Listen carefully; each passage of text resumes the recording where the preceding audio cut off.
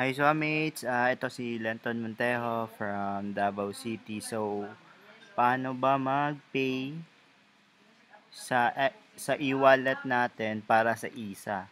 So, ayun, ito i-set up nyo muna. Punta kayo dun sa account setting nyo sa SWA website nyo. Tapos, kahit choose ka lang ng BDO, and then account name, lagay mo account name Lenton Montejo.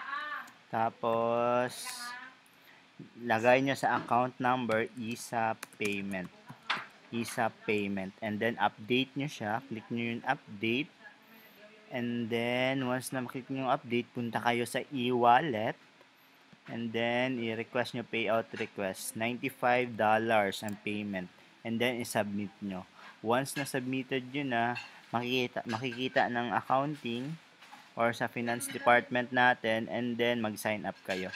Lalagay ng screenshot para screenshot nyo lang yung sa e-wallet nyo, and then once na screenshot nyo, dun, yun yung i-attach nyo dun sa attach photo.